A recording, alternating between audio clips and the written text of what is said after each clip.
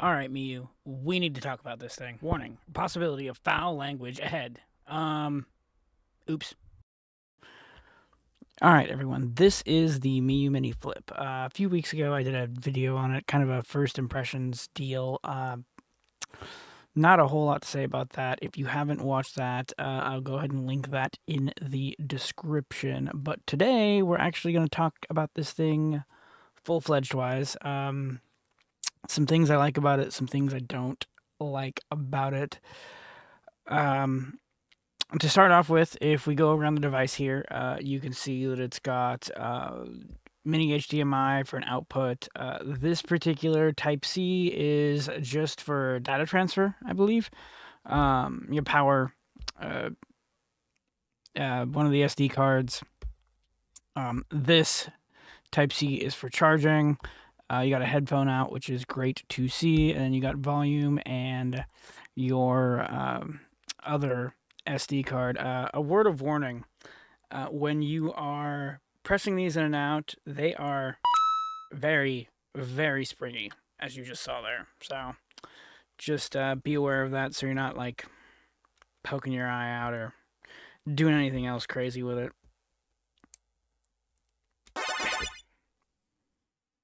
Damn it.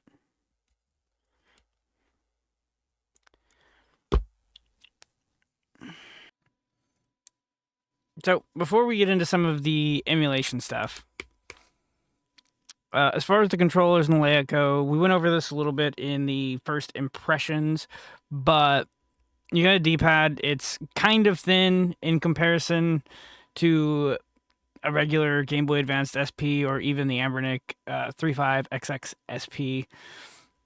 But it's serviceable, it works, it's not the worst D-pad I've had in the world. Honestly, the Anbernic and the regular SP don't have the greatest D-pads either. It is what it is. Instead of having 2 buttons, you have 4. That's obviously going to come in handy with Super Nintendo, PlayStation, what have you. So, it does have L3 and R3, which is pretty unique, particularly for a device like this. So, if we're being perfectly honest, I have not played too many games where those are necessary. I have played a bit of PS1 games. I threw some Resident Evil and some Silent Hill on it. You're not going to see gameplay of those just because it's unnecessary, because any device like this is pretty much expected, I think, to play PlayStation 1. But, yeah, honestly, I haven't really had a ton of use for them. I was actually pretty excited to have them. They are PlayStation Vita style sticks, which is cool. They're recessed pretty far. There are other issues with the sticks. They're not bad, they're not broken, they're nothing like that. I have found, in particular with N64, a lot of the games use L2 as Z targeting, and this grip, this right here, after a while, gets relatively uncomfortable. Which kind of sucks, because N64 emulation is actually one of the reasons I was super excited to have this device. Now, there are games where you may not use Z as much. Zelda, obviously, you're using Z quite a bit, but in something like Mario Kart, where you're only using it when you get an item and you're switching to it, it's not quite as bad. But just be aware of it. It can be a little uncomfortable if you got this for N64 like I did. But that is the controller layout. Now, let's get into some emulation and playing some games.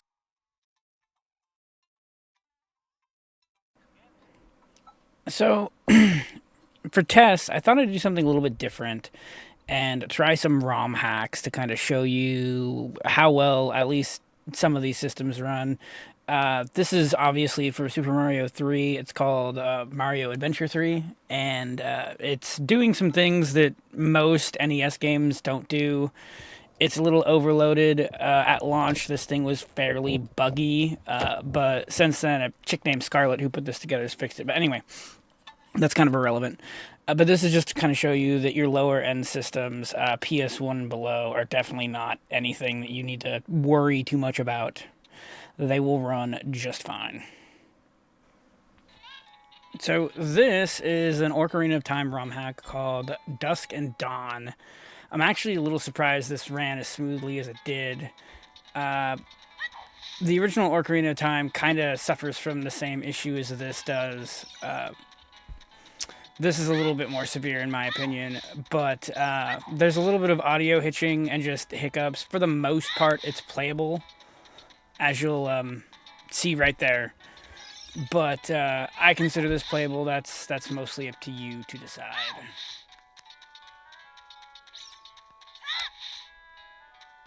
N64 emulation, however, is far from perfect, as you'll see when I try to launch both of these games. Pro wrestling games, they won't launch.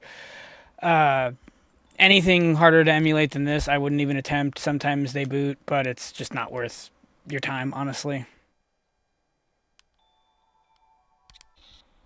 I'm going to go ahead and be the first to admit I was not a Sega kid growing up. I played a little bit of Mega Drive, but not Saturn. This is Virtua Fighter 2, which from what I've read is one of the harder games to emulate. It seems to run okay. It seems a little slow to me, but again, I didn't grow up playing it. I thought I would still include it nonetheless for people that were maybe curious about Saturn emulation. It runs, and that's about all I have to say about that.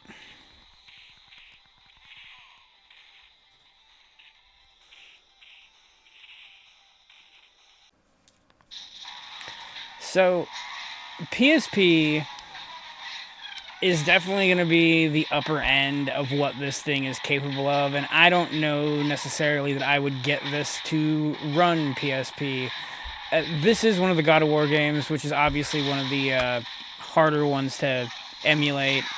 So it does run. I don't know if you can see the frame counter up in the top right hand or not, but you'll notice it bounces between 20 and 30 FPS a lot.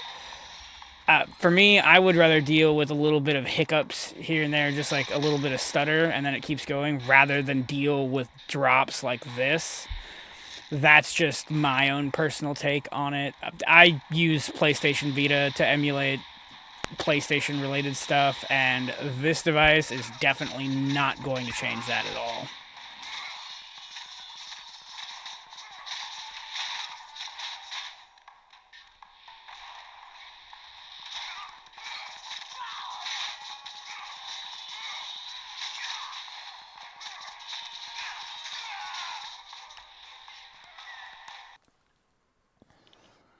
That brings us to the conclusion of this video. Now, before I get into whether or not I'm going to recommend this device, there's a couple things I want to go over real fast. So, the Anbernic 35XX SP is a decent device with a couple major flaws for me, which evidently they're going to be solving soon with the release of a 34XX SP. So get excited for that, people. So with this device, my two biggest gripes with it were when it charges, it gets pretty hot to the touch, like not quite unbearable, but getting relatively close in my opinion for like comfort of a handheld device anyway. That's my first major gripe with this. My other is the sleep function. The sleep function on this thing sucks. I can charge this overnight, bring it to work with me the next day, and by the time I get home, I've got like 20% battery left if I'm lucky, and that's with playing on both of my 10-minute breaks and my lunch. So I'm not a fan of the sleep function. I am happy to say that this fixes both of those issues. This doesn't seem to have a heating issue, and its sleep function is perfectly fine. However, when it comes to the subject of charging in general, I have something to say about this, and I have a couple other gripes I want to get off my chest. I will say, for those of you that didn't like the clicky buttons on this guy, not an issue on this guy. So just keep that in mind. So, on the subject of charging, I've got my USB-C charger here. It's plugged into the wall. It's not, turbo charger or fast charging or anything like that. Plug it into this guy. Light turns orange. You know that you're charging. You're fine. We'll sit there until it's charged. Whatever. Now, this bad boy. So, when you charge this guy, you got to make sure you're on the bottom jack, just like I am right here. It'll turn green, it'll turn orange, and it'll turn red.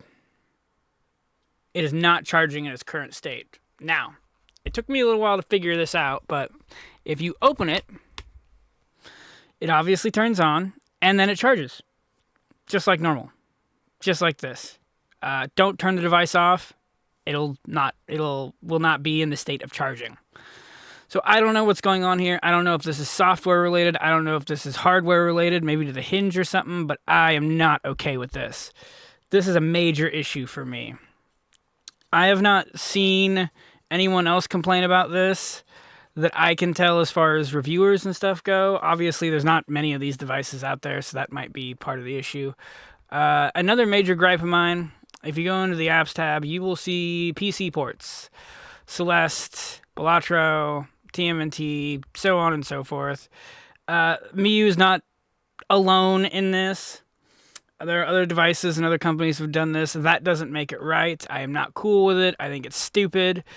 You can gripe about, games in general on this, and I don't think they should come with anything on them, to be perfectly honest. I think it should be up to the consumer to do what they want with them, but that's a topic for another day.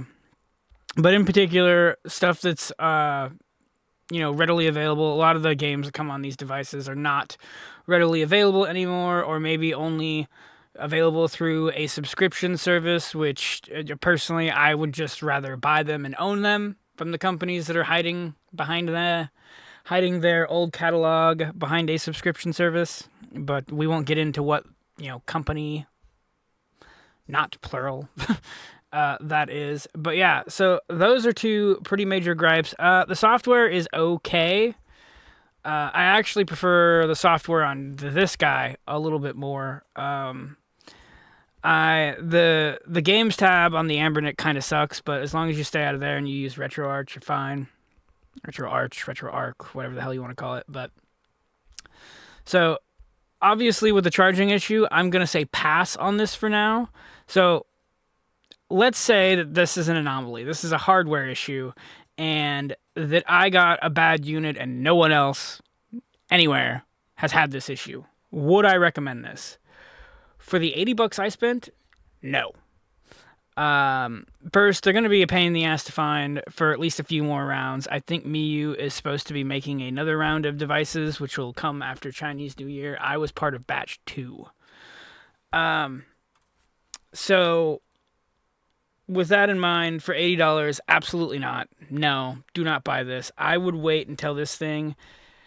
You can find the Anbernic 35XX SP for routinely between $50 and $60. I would wait until it is somewhere in that neighborhood before I would go and pick this guy up. So yeah, that is my opinion. You can hate it, you can like it. Go ahead and comment about it below. Like and subscribe if you like this content. I'm going to get out of here and get something to eat. And yeah, that's been my review. I hope you like it, and I will talk to you guys